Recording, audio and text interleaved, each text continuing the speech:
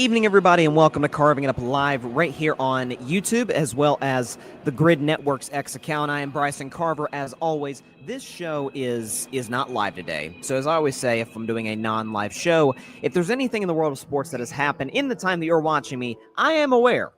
Just not at the time you're watching me. We've got a great show on tap. A lot of basketball, college, obviously, with you got UConn winning the women's national championship yesterday. What a Final Four we had in the men's bracket on Saturday night. Got a championship tonight between Florida and Houston. I will admit I am an impartial observer here, as you can tell by the color of the shirt I'm wearing. If you're listening to the show, it's red. Let's go Cougars. I'm a Vols fan. Y'all knocked us out in the Elite Eight. I don't care. You're playing Florida. I'm also wearing red, by the way, because the Red Sox completed one heck of a sweep against the St. Louis Cardinals over the weekend. They look good. I'm not going to lie. We'll get to Duke in just a second. Get to UConn. Geno Auriemma, what he has done over the course of 4 decades as the coach of the Huskies has been unbelievable. Lakers, mollywop the Oklahoma City Thunder yesterday. Get to that. Warriors losing to the Rockets. I'll get into why that is. It's literally no big deal whatsoever for Golden State. And at the end of today's show, very, very excited about this. This is the first for Carving It Up. My first mock draft. We got the draft coming up in about 3.5 weeks. So I'm getting my first mock draft 1.0. Get to that. There's some surprises in there. So there's some guys that are excellent that will fall. Get to that in about, we're really toward the end of the show in about 40 to 45 minutes from now. But first, Duke loses to Houston 70-67. The Cougars, I believe, going like a 9-0 run to close the basketball game. Duke does not make a shot, or let me rephrase that, makes one shot over the last 10 minutes and change of the ball game. Cooper Flagg's excellent, drops 27-7 in this game, but was relatively quiet, as was the entirety of the Duke team, Duke offense rather, over the course of the final 10 minutes of that game. I think what we've seen, Duke, I know they're out. I still contend that they are still probably the best team in college basketball this year, or at least were the best college team. Florida's close. Florida played better, I thought, than anybody at the end of the year. That's why it's not really all that surprising they're in the Natty. But I thought Duke, talent-wise, when you see a mock draft, you look at any NBA mock draft, you got 3 Duke guys that are probably going to go in the top 10, top 12 picks in the lottery. So, like, we talk about Flagg, Knipple, all these guys are excellent. And Flagg, I think, is going to be a superstar in the NBA. The other 2 guys certainly have star potential, potentially, as well. Didn't mean to use potential twice in a row. Point is, this just retaught the lesson of men's college basketball. Frankly, women's, the difference with women's college basketball is you can't go to the WNBA till your junior year. Obviously, men's basketball, you got one and done. You got the transfer portal, which is really why we're here to begin with. I looked at this recently. The most outstanding player of the college basketball tournament on the men's side of things. We've had 4 freshmen win that award, 3 of which have been, see if you've heard of these names before, most recently Anthony Davis. Think he's going to go to the Hall of Fame? Yeah. Carmelo Anthony, well, it just got announced last week. Congratulations. He is going to the Hall of Fame. And, the greatest winner in the history of team sports, the late, great Bill Russell. Some of the names mentioned in terms of freshman guys who have been most outstanding player in a March Madness tournament. This generally is not how it works. You don't win titles generally with young teams. Sure, Kentucky did it in 2012. Sure, that Syracuse team led by one of the greatest college players, certainly had one of the best college seasons ever, Carmelo Anthony back in 2003. Obviously, kind of the precursor for what was going to be a great NBA career for him. The Houston route, certainly in the modern game, is kind of how it works. Utilize the transfer portal, and didn't you see over the last 30 seconds and change of that game, but even over the last few minutes or so, didn't you see the difference in a young coach, John Shire, who has done a heck of a job? How would you feel, filling in for Coach K, one of the Mount Rushmore coaches in men's college basketball history?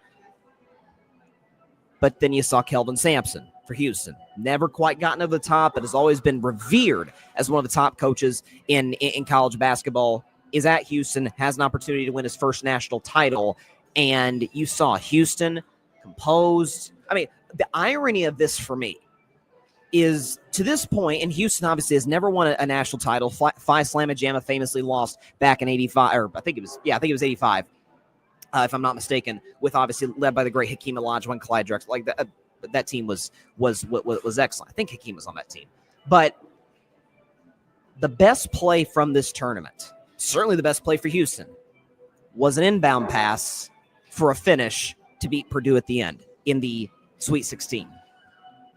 And to advance to the national championship game in the Final Four against Duke, much of that was aided by Duke's complete inability to get the ball in bounds. I mean, this season, folks, they were 1-3 in close games, which is saying something because Duke lost 4 games all year. So 75% of the losses, close games, which college basketball defines, essentially the way the NBA defines clutch games, as 5 points or less. And so shout out to Houston. That's an excellent basketball team. Certainly I saw firsthand what they did to my Vols, just putting the clamps on Tennessee defensively, and what they've done over the course of the season, this tournament. They're a worthy national championship team, and I'm going to go with them to beat Florida in the national championship. It's going to be a battle because that kid Clayton, holy smokes, is that guy not an NBA player? You saw what he did yesterday against Auburn. I believe he dropped 34 points. I apologize. In that game against the Tigers, knocking out the number 1 overall seed, Auburn. This is going to be a great game tonight. I got Houston winning close, but I think the main lesson that we have to take away from this is, yes, this was the first time in a while, I think the second time in history that we've had a chalk tournament to a degree where all 4 number 1 seeds advance to the Final Four. But the truth remains, in college basketball, whether you have to utilize the transfer portal, whether it's just a matter of keeping guys together over the course of 3-4 years, veteran teams tend to be more successful. NBA, it's kind of somewhere in between. Like, young teams generally don't win. That's why I don't believe in OKC. Get to them in a few minutes. And old teams aren't particularly successful unless you just have an all-time legend. It's usually somewhere in the middle. I've done segments on this. Like, the average age of NBA champions is somewhere between 28, 29 years old. College basketball, I'd say somewhere around 21 or so, at least the modern era, I'd imagine. And so, listen, shout out to Houston. It's an incredible win, incredible comeback. Again, there was a late call at the end that was bad. Listen, if that needed to go Duke's way in order for them to win the basketball game, then that tells me they executed horribly over the course of the last 10 minutes and obviously the last 30 seconds in order to lose the game to the Cougars. Listen, Cooper Flagg is still the runaway number 1 pick in the draft. I don't think that's a question. We'll see who he ends up with in about, I guess, a month and a half or so. If it's a Utah, God forbid he ends up in Washington and that joke of a franchise, or anyone else like that. But this kid's going to be special. Duke's going to have a lot of guys go to the NBA that's on this team that's going to be successful in the league. But, I mean, we kind of saw this. I was talking to my buddy Arthur Hirsch. Shout out to Arthur. He was on the show recently about this. And, he brought up how we kind of saw a similar situation with Duke in 2019, even when Coach K was still there. You had Zion and RJ Barrett and Cam Reddish. Like, that was the most talented team in the sport. Went down the Elite Eight to Michigan State. Like, it's just, you can have the best player, you can have the best set of young players. Do you have the best collective necessarily? And experience late in games, man, that's kind of where the coaching aspect comes in. Kelvin Sampson, true to who he is, calm, composed. John Shire looked a little lost. And Duke did struggle over the course of the last few minutes of games throughout the season, 1-3 once again in close games. So we'll see how they bounce back against Duke. I'm sure they will. But Cooper Flagg's definitely going to be a superstar in the NBA. I get the last shot, and I would have liked for him to demand the ball a little bit more over the course of that last stretch. But end of the day, that's still an excellent player. He still did drop 27. He'll be a star at the next level. I have no doubt about that. So yeah, I've got what's the line? So again, we're taping this show at about 1:30 in the afternoon Eastern time. Florida is a 1.5 point favorite. So this is about as close as you can get. Game tips off at 8:50 on CBS Eastern Standard Time. Like I said, I've got the Cougars winning their first ever national title. Some of that is rooting for Kelvin Sampson. Some of that is rooting for Houston and the fact that they're the best team Houston have ever had. Didn't win the national championship 4 decades ago. And so maybe some redemption for that. But also the fact that, I can't live in a world where the Florida Gators are national champions at anything. I can't do that. I can't do that, folks. I can't do that. Sticking with the basketball, shifting now to the NBA. So we knew that the Western Conference standings, we'll get to my Warriors later in the show. The Western Conference standings are absurd. So OKC's the runaway 1 seed. Houston is going to be the 2 seed. And then you've got a battle between the Lakers, Denver, and the Warriors, and the Clippers, and the T-Wolves, and the Grizzlies for the 3 seed. So from 3 to 8 is separated by 2 games. And then you got poor Sacramento and Dallas and Houston that I guess hates itself. Phoenix. My bad. Phoenix that I guess hates itself. That's out of the plan entirely.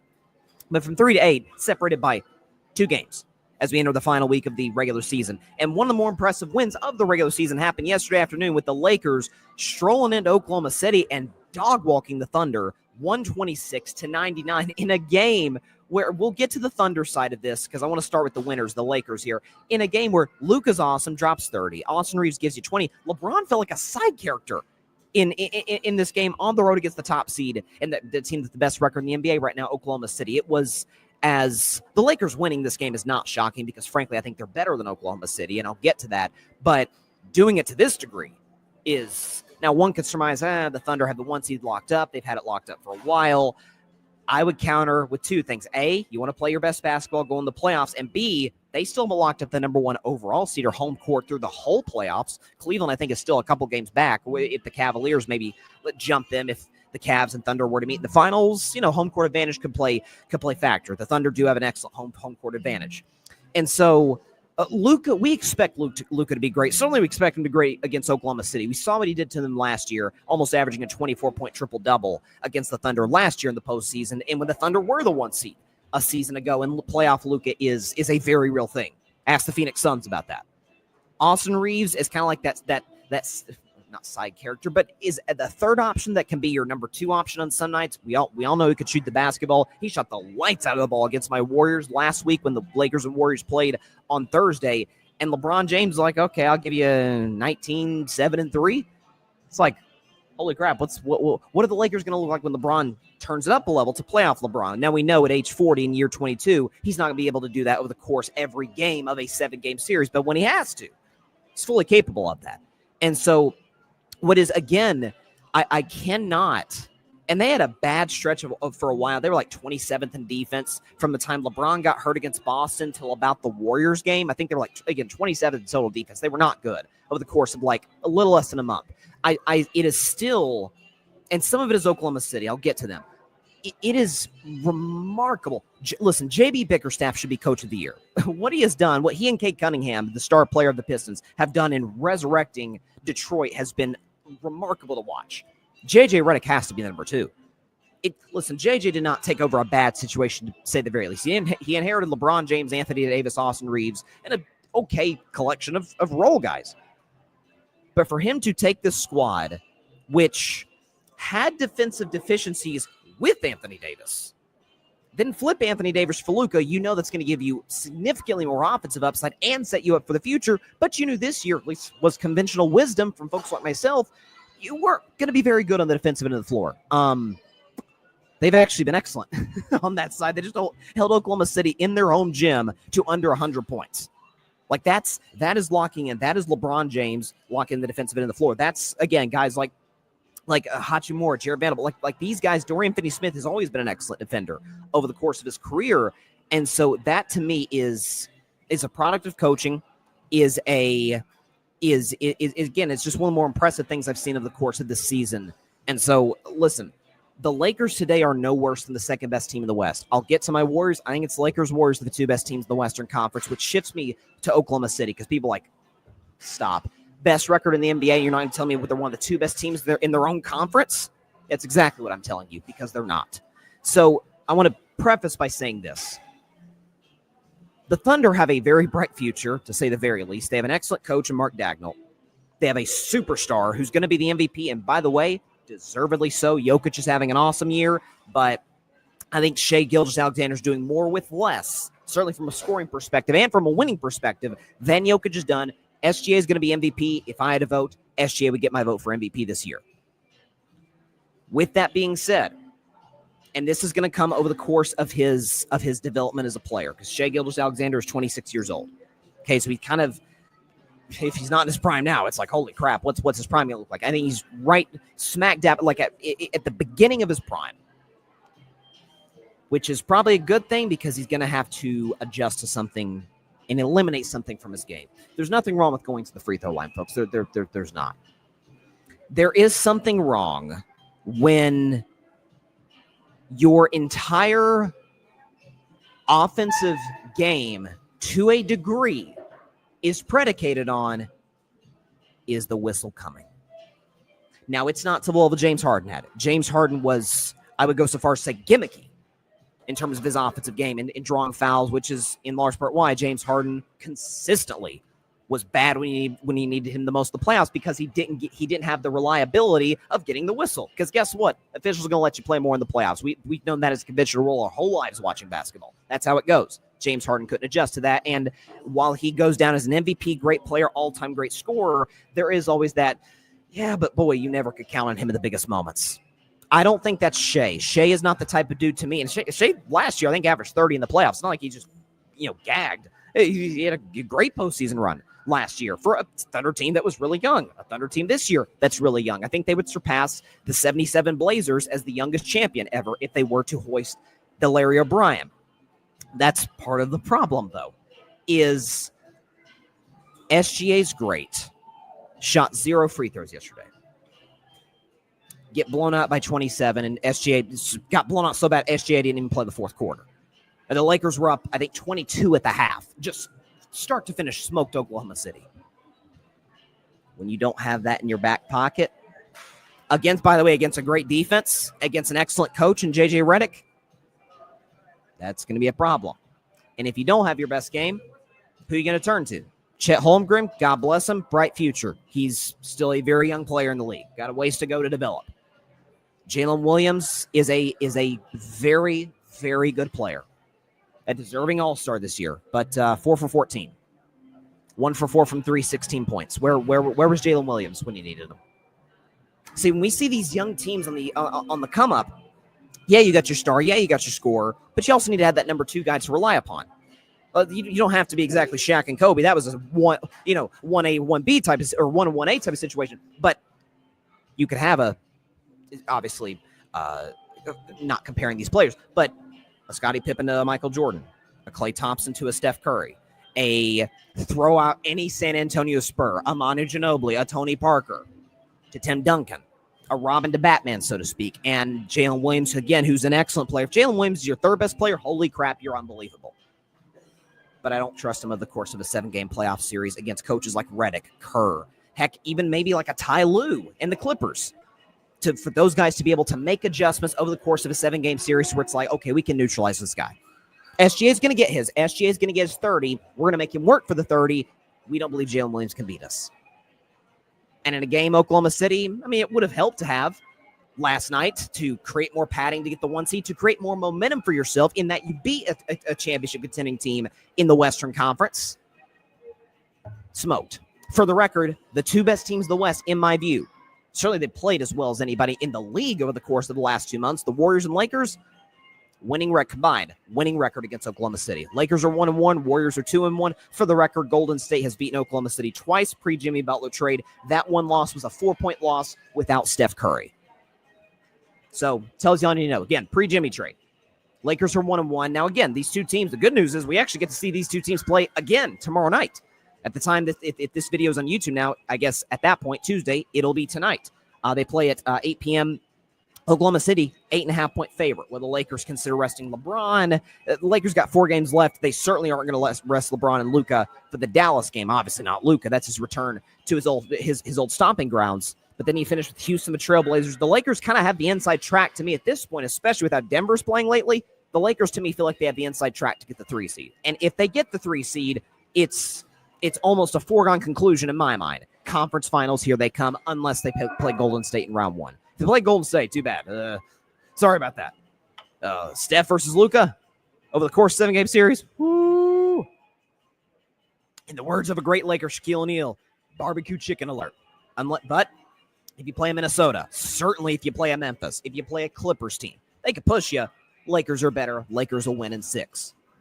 Then they play Houston. They will beat Houston. Then they're in the conference finals, I believe, against Golden State. And if they were to end up against Oklahoma City, well, we saw last night, they match up pretty darn well. Lucas had success against Oklahoma City. The Lakers, even dating back to last year, I get AD was there, have had success with Oklahoma City. And in the playoffs, Shea will not be able to rely upon the whistle. And when that is, you hear the jokes on Twitter X about Shea being a free throw merchant. The old saying goes, there's truth in jokes. pretty darn reliant upon it. I think Giannis leads the league in free throws. He should. He's a big. SGA's 2, and then there's almost like a 100 free throw attempt gap before you get to James Harden. So, again, no, he'd get my vote for MVP. Would SGA? Do I trust him in the postseason to do what he's doing in the regular season? Yeah. Do I trust Jalen Williams? No, straight up, I do not. I do not. Chet? No, I don't. Moment looked a little too big for the Thunder yesterday. Not saying they're going to go out in round 1, but I do not see them in the conference finals unless Golden State and the Lakers play, before either get to Oklahoma City.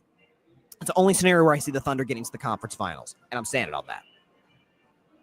So there you go. All right, come back, talk about UConn's dominant win yesterday to win their national championship, 12th under Geno Auriemma. South Carolina falls short.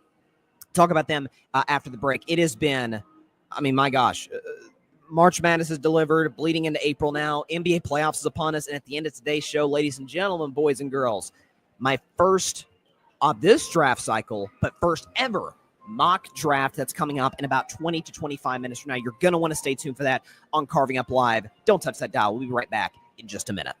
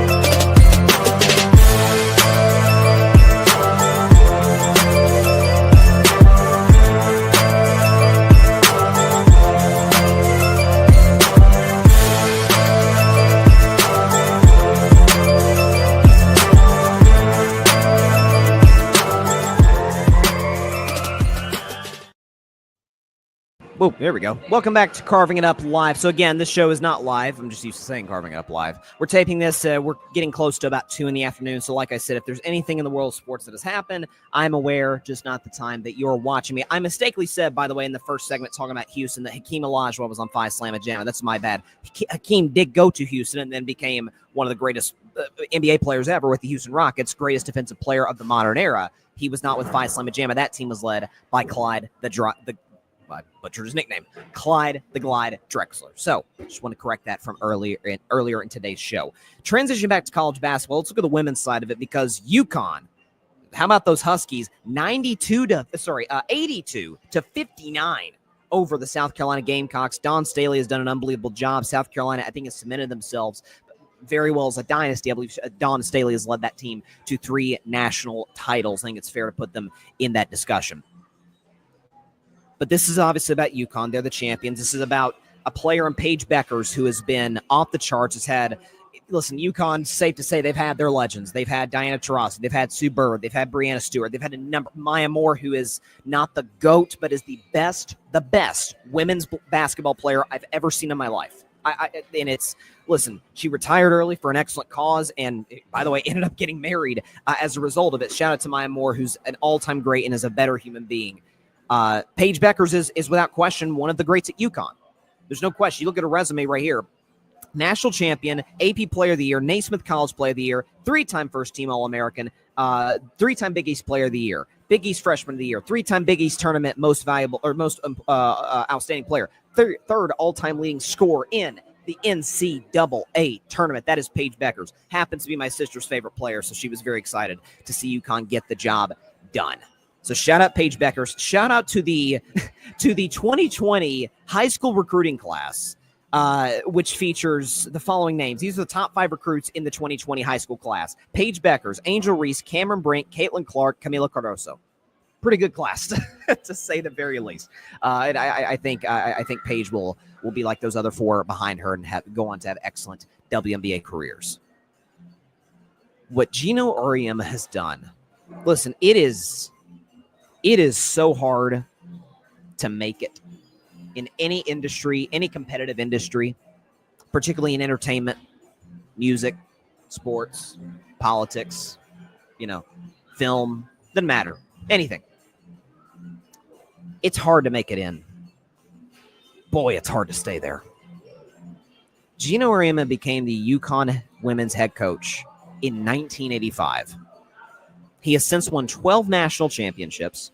For the record, by the way, he went nearly a decade without winning one. So there was a time where Geno, in 31 years, had 11 national titles. So, it was 33% of the time the guy was winning championships. He's been to 24 Final Fours. Both of those are records, by the way, that he holds just a spot over the late, great volunteer legend, God rest her soul, Pat Summitt.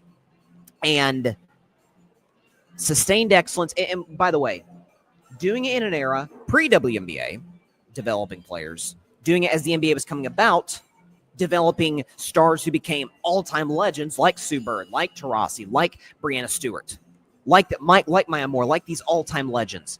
And now in the modern era, with NIL, with transfer portal, with all of these different factors that supposedly I hear is, it distracts the athletes. There's a degree where that is true.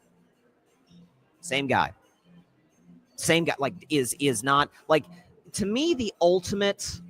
And I love seeing this because you see it more in college sports than anything, because at the end of the day, we talk about listen, I've been as pro NILs as anybody since the start of carving up in 2019, before NIL was finally legalized. But it is still, we have to remember, these are kids in the, playing college sports. To me, the greatest example of leadership, because these coaches are like father figures or mother figures to these players. I see it with my Tennessee Vols all the time with Rick Barnes. You certainly see it with UConn, Geno Auriemma. Geno coaches them girls hard. Geno is on them from start to finish, nonstop. That's Geno Auriemma. Paige Beckers walks off the court with a little under 2 minutes left. Her swan song, her final game as a UConn Husky, goes out a champion, wins a ring, the whole bit, caps an amazing career at the Huskies. She's Paige is cool as a cucumber. Yeah, she'll show emotion from time to time, but she's pretty chill. She's pretty cool. Walks up to Geno Auriemma, who's ready to give her a big hug and embrace, and snaps. And she loses it. She breaks down. That, to me, is the greatest example of leadership. That, to me, is the greatest example of what a college coach should be. And Geno has mastered it in multiple different eras, helping grow women's college basketball the way that he has, being the ambassador for the sport that he's been. 12 national titles, most ever, 24 Final Fours, most ever, and doing it now in NIL transfer portal. It doesn't matter. I'm still Geno Auriemma. I'm still going to get the best out of the talent that I have. I'm going to change my approach in terms of recruiting. He's been off the charts.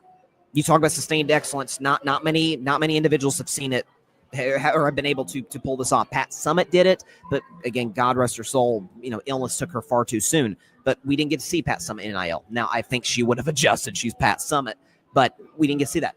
Coach K, Jay Wright, to a degree, Jay Wright admitted it. I left because of NIL. It's because the regulations are kind of non-existent. It's kind of the wild, wild west. It's hard to manage. And she was like, I've got this. Great coaches find a way to figure it out. Nick Saban figured it out. Geno Auriemma has figured it out. Tom Izzo at Michigan State, he's figured it out. And so you just got to give, Kelvin Sampson at Houston, you got to give a lot of credit to some of these veteran coaches who have been able to adapt, adjust, and that's the ones who become the legend. Those are the Mount Rushmore type of figures that we see in sports. And so, listen, shout out to South Carolina. Dawn Staley's done an unbelievable job with the Gamecocks, and no doubt they will be back sooner rather than later. But I was pulling for UConn. Wanted Paige to go out with the title. She's had a great career. Wanted to see her go out with a win. And I found myself rooting for Geno because I have so much. It's why I love LeBron and Brady and Steph. These athletes that are, heck, look at Alex Ovechkin yesterday. I'm not even a hockey fan, but getting to pass Wayne Gretzky, all-time goals made leader in NHL history. Sustained excellence is so freaking hard. And some of these individuals, Geno, certainly being on that list, have mastered it.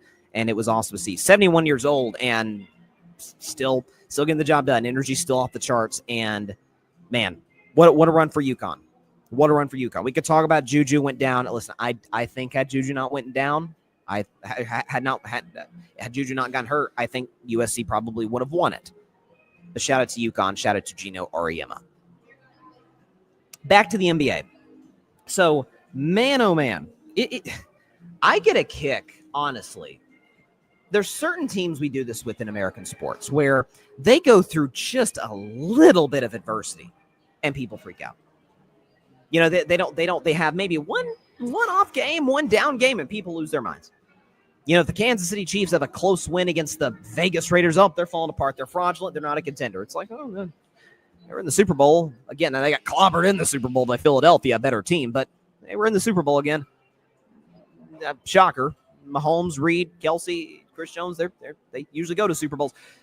You know, we've seen it at times in baseball. People panic about the Dodgers from time to time. It's like, LA's going to be fine, guys. They're the most talented team.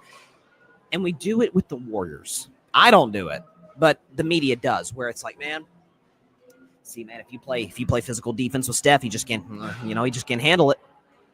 It's funny. I remember Ime Udoka, who's done an awesome job at the Houston Rockets, is an excellent coach. I remember back when he was the head coach of the Boston Celtics, he put the defensive player of the year, Marcus Smart, and a team full of wings, Tatum, Brown, all these guys. But Marcus Smart and Steph Curry, and he averaged over 30 over the course of a series and crushed Boston in 6 games. Dealing with physicality. I do remember that. And so let's say Golden State loses to Houston yesterday. And it's Golden State's loss that breaks a five-game winning streak. By the way, those 5 games came over New Orleans, San Antonio, blah, bad teams. Memphis, who maybe has gotten their act together a little bit. The Lakers, see what the Lakers did yesterday in Oklahoma City? You think the Lakers were pretty good? Yeah, Warriors win their house and beat them. And second night of a back-to-back against a rested Joker, beat the Denver Nuggets. Now, Denver, as of late, is not playing well at all. Some of that's Jamal Murray's injury, but nonetheless, Golden State beat them. In a bad game. Oh, okay, that was bound to happen. And Steph and Jimmy playing together to this point have lost twice. They lost to Houston. Do I think they will lose to Houston 4 times in potentially 7 tries against the Rockets? I can confidently say I do not think that will happen. You have guys with playoff experience, Van Vliet, who's won a title with Toronto, ironically, against the Warriors. You have guys like Steven Adams, who have been on playoff runs. You've got guys with experience. Ime Udoka's been to a finals. But generally speaking, the stars on Houston, Şengün, Jalen Green, Tari Eason, Jabari Smith, these guys have not seen big-time playoff basketball. So you're telling me I should be more concerned about the 4-time champions, Steph and Draymond, and the guy who's gone to 2 finals in the last 5 years, Jimmy Butler, and the head coach, Steve Kerr, who has a combined 9 titles as a player and a coach? You're telling me I should panic about that team? I should panic about a team that's been top 5 in offensive and defensive efficiency since the Jimmy Butler trade? I should panic about that team. One of the hottest teams in the NBA, one that is going to be, worst case scenario, a top 5 seed in the Western Conference. And you laugh at that and you're like, oh, 5. Yeah, the 5 seed last year, Dallas Mavericks got to the finals. Year before that, the 8 seed Heat, led by Jimmy Butler, got to a finals. The Lakers 2 years ago were a 7 seed, got to the finals. I do think it's imperative the Warriors avoid the plan because for older guys like Steph, Draymond, Jimmy, that timeout's going to matter. And so, and by the way, give them a full 6 to 7 days to be able to prep for their first playoff opponent is, I just think the overreaction to this loss. They lost a game. They lost a basketball game. Steph Curry had 3 points. He had a darn near half-court shot in the first half, and that was all he had. I think Steph, who was 52, 10 and 8 against Memphis, dropped 37 against the Lakers, had another 30-point game against the Nuggets. I think if there's any player that's going to be able to adjust and figure it out, I think it's going to be Steph. I'm just going to go out on a limb and say Steph Curry will be fine in the playoffs. Matter of fact, more than fine. He's one of the great playoff performers of all time. Jimmy Butler, we literally call him Playoff Jimmy. Draymond consistently steps up his game in the playoffs. Steve Kerr, in almost every series he coaches in, maybe without fail, will be the best coach in the series. You've got role players like Brandon Podziemski, who's playing excellent right now, shooting the basketball as well as he's shot it in his very young career. Buddy Hield, who's, again, veteran, shooting the basketball at an efficient level. Moses Moody. The people panicking on this team. Panic on Oklahoma City, a team that's never been in a playoff run, lost by 27 at home. Their top star is completely reliant on the whistle. And their number 2 guy, not reliable in the biggest spots. Worry about that team. I mean, listen, if the Warriors and Rockets face a 7-game series, if you want to pick Houston, hey, knock yourself out. I think it's an absurd pick if both teams are healthy, but knock yourself out. But it's amazing. The team has been rolling as of late. And now people are going to sit up there and act like, oh, man, give Steph Curry physicality. See, this shows why he couldn't play in my era, couldn't play in the 90s. I'll tell you what, really? Listen, I'm not going to say what Jimmy Butler said after the game when Jimmy said Steph never gets any calls, because to me it's excuse making. Even though when you watch the game, Steph Curry does get fouled a lot and they don't call it, and he still manages to average between 25 and 30 a game. I mean, I think Steph Curry's gonna be fine. I'm gonna go on a limb. I'm gonna bet every dollar I got that, knock on wood, barring an injury, that the next time Steph plays the Houston Rockets, or the next time that Steph plays a playoff caliber team, which their next game in that spot is going to be against the Clippers this coming Sunday to end the regular season, I'm going to go out on a limb and say Steph Curry will score more than 3 points. I know maybe, I mean, the way people are talking today, you'd think Steph is just washed. He's just not the same player anymore. I mean, it's a full-blown panic. What is happening? Were the Warriors fraudulent all along? Relax. It's one game. By the way, watch that game throughout. The Warriors lost by 10, missed some wide open looks over the course of that game. And it was, by the way, I think it was down to 4 points with about 10 minutes to go in the fourth quarter, with Steph Curry having 3 points. So that tells me Pod stepped up. Buddy Hield stepped up. By the way, Draymond in foul trouble. Pod stepped up. Buddy Hield stepped up. Kevon Looney played well. But you're telling me the guy, if the concern for the Golden State Warriors is, man, what are Steph, Draymond, and Jimmy going to look like in the playoffs? I think they'll be fine. I think they'll be just fine. And I will say today, first of all, the first thing I'll say, the Warriors are going to win their last 4 games of the regular season. The 3 of those 4 are they should take care of easily. Steph Curry should not play in the fourth quarters of some of these games. You got the Phoenix Suns tomorrow night. You got the Spurs, second night of the back-to-back. Then you got Blazers are a little frisky. They're building something there, but they should beat Portland, obviously, this coming Friday. And then you got a big game against the Clippers on Sunday. But I think at home, big-time seeding implications. I'm going to trust Steph Curry over James Harden. I'm going to trust Draymond and Jimmy over an oft-injured Kawhi Leonard. I'll give me the Warriors in that spot, and they will be, worst-case scenario, the number 5 seed in the Western Conference playoffs and get a week to rest, as some of those other teams, maybe like a Minnesota, a Memphis, dare I say the way they're playing lately, the Nuggets, duke it out in the play-in tournament, and the Warriors will be in prime position to make a deep playoff run to do what I said that they would do back in March, which is win the 2025 NBA championship. Not moving off that pick 1 inch. Be back in 1 minute to finish our show. Again, shorter show today, but the reason the 4 segments were crammed in 38 minutes are because my first ever mock draft begins in about a minute and a half on Carving Up Live. You're going to want to stay tuned. We got some good ones. Mock draft coming up in just a minute.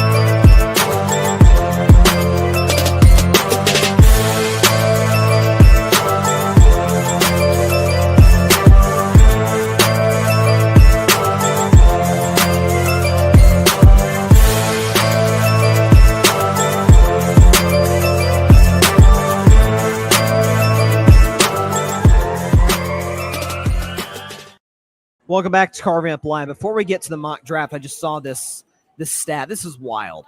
So, again, y'all know how much I love Steph Curry. I think he's a championship away from passing Magic Johnson as the greatest point guard ever. And then by that, based on where I have Magic ranked, as one of the 5 greatest players of all time.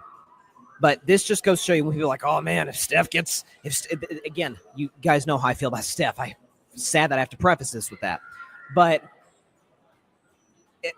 it shows where Steph is as a legend and where LeBron is as I think the greatest player ever. He is no lower than number 2. Nobody, you cannot make a case he's lower than number 2. You can make a case Jordan's better. You can't make a case anyone else is better. This is a wild stat because we were talking about Steph scoring just 3 points yesterday. He'll bounce back. Steph Curry has more single-digit scoring games in the last 3 seasons 9 than LeBron James has in his entire 22-year career. 8. Yeah. And Steph's a legend. Steph's one of the 10 greatest players ever do it. Steph, when it's all said and done, might be remembered as the greatest point guard ever. Might be remembered potentially, maybe someday. He'd have to accomplish a lot, but as Mount Rushmore. And that stat exists. Some people are like, oh man, if Steph has more titles than LeBron, I guess he's... Nope. I love Steph. The man made me fall in love with the game of basketball. No one loves Steph Curry more than I do.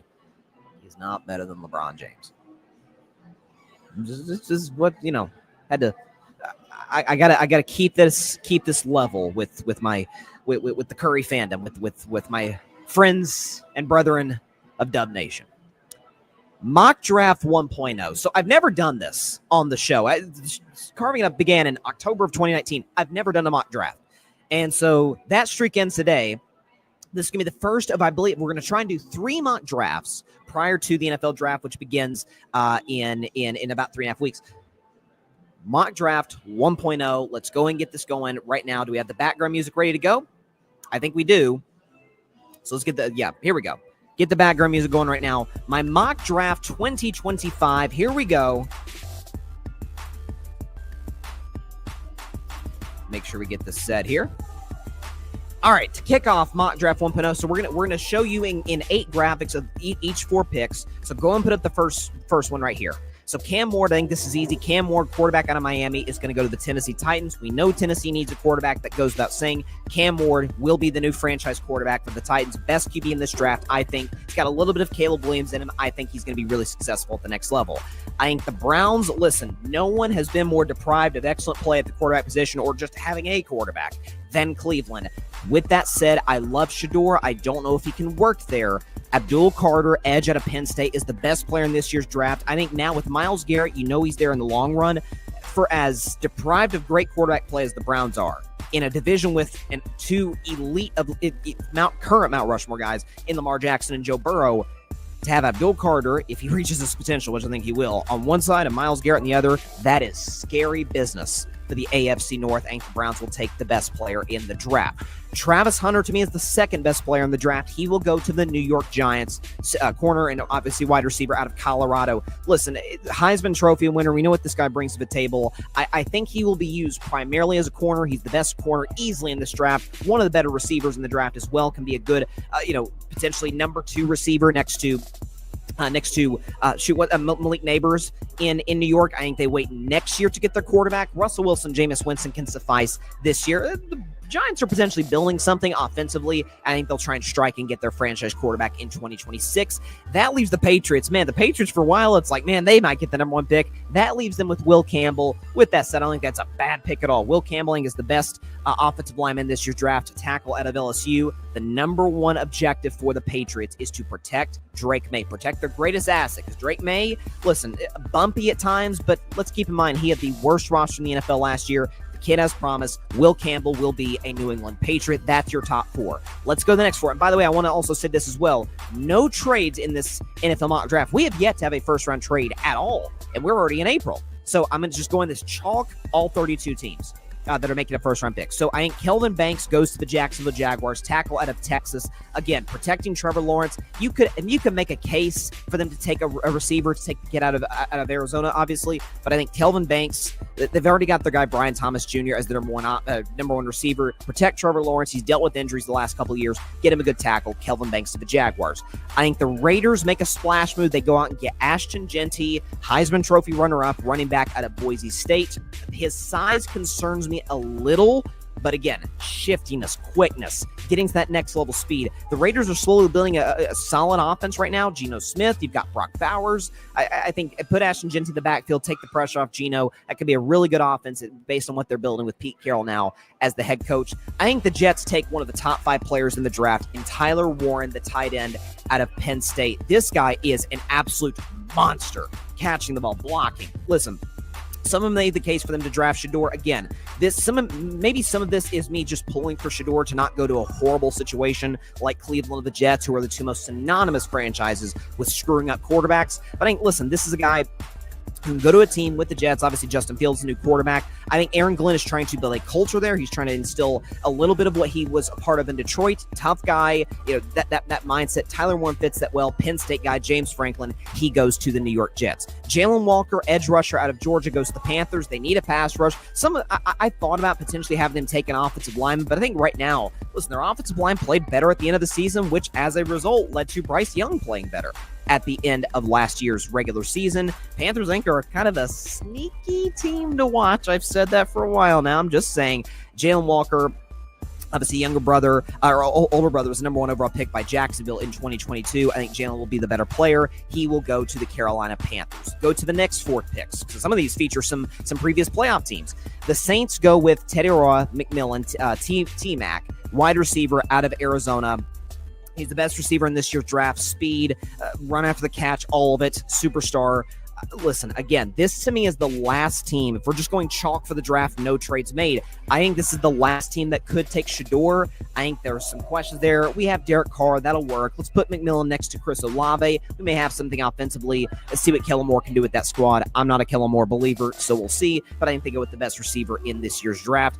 Armand Membo, tackle out of Missouri, goes to the Chicago Bears. So Chicago's already been making some big moves on this offensive line. They saw what Caleb Williams did last year, where there were some high moments and boy, there were some low moments, not a lot of in between, with a terrible offensive line. So what has Chicago done now with Ben Johnson as their new head coach? They've invested in that offensive line, starting obviously with acquiring what's my man's name? Joe Thuney from the Kansas City Chiefs. Now you get him a tackle. Now you get him Armand Membo. Get Caleb Williams, Armand Membo. I think Caleb is due for a big-time year 2 in the National Football League. We've seen that with a lot of guys. Joe Burrow got to the Super Bowl year 2. Lamar Jackson, MVP year 2. Mahomes Super Bowl in year 2 as a starter. I really like what I'm seeing right now from what the Bears have done this offseason. San Francisco, we know they've made a lot of moves this offseason and cutting a lot of guys, trading a lot of guys, moving on from some of their Super Bowl stars. I think they get a corner in this year's draft, Jedi Barron, corner out of Texas, to really kind of shore up the back end of their defense. I think Dallas, the Cowboys at number 12, get Omarion Hampton, who I think is a little bit better than Genty, but I think from a fit perspective, Genty works with the Raiders.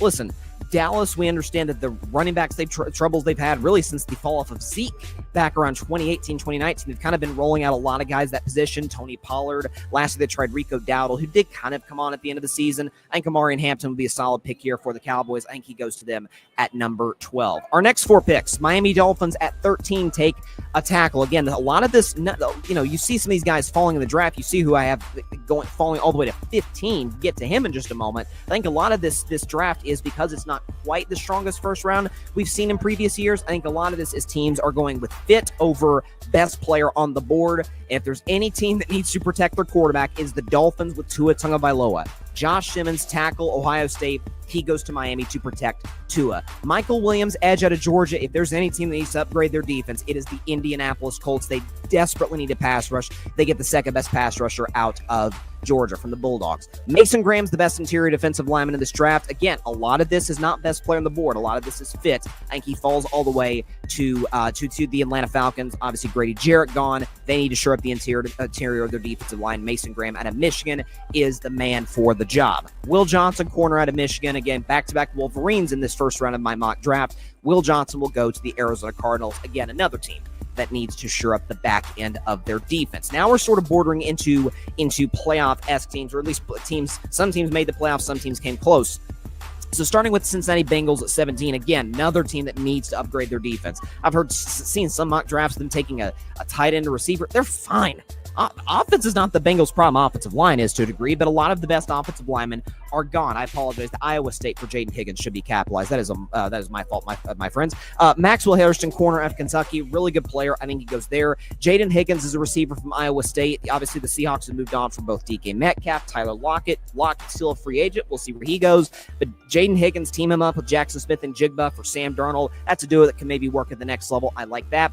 James Pierce, my man out of the University of Tennessee, goes to Tampa Bay. Listen, the Bucs are good on offense. They have a defensive coach in Todd Bowles who obviously is more than capable of shoring up that side of the ball, but they need a flash guy on their defensive line. James Pierce is that. Speed, agility, quickness. This guy was a monster playing for my Vols. I think he goes to the Bucs at 19. And the Broncos take Quinshawn Judkins, running back out of Ohio State.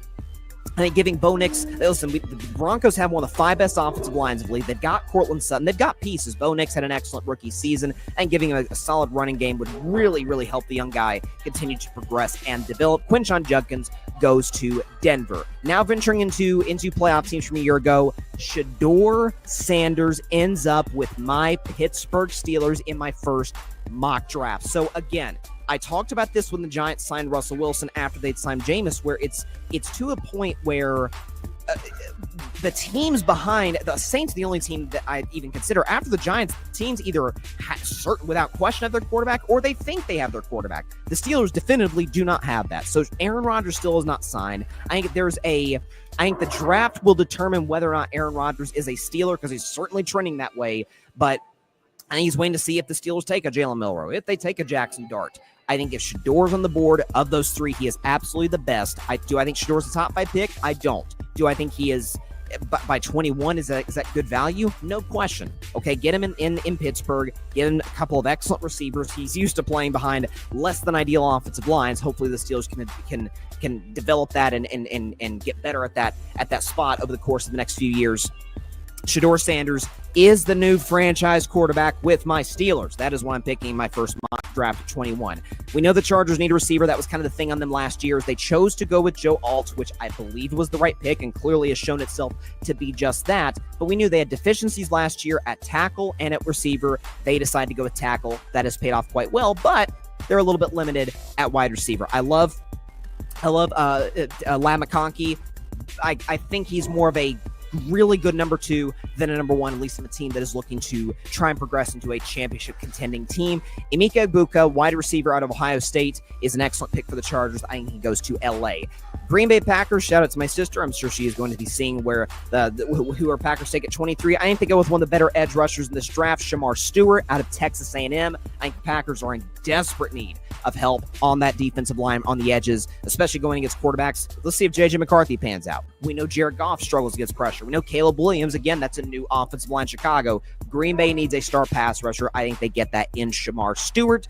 And then you go to Derek Harmon, defensive tackle out of Oregon, goes to the Minnesota Vikings. Again, Minnesota with Brian Flores, one of the better DCs in the National Football League. Minnesota's really done a good job kind of addressing their offensive line. I think being able to kind of shore up that run defense will really be helpful for them. So the Vikings go with Derek Harmon at 24. Now going to the next 4 picks, Josh Connerly. Listen, if there's any team at the bottom of the first round that needs offensive line help, it is the Houston Texans. After trading Laramie Tunsil, which I thought was a weird move. I know there were some reports that came out about some bad practice habits. This guy's still an awesome player, but I think they go Josh Connerly to replace him. We'll see if he's capable of doing that. Offensive lineman out of Oregon.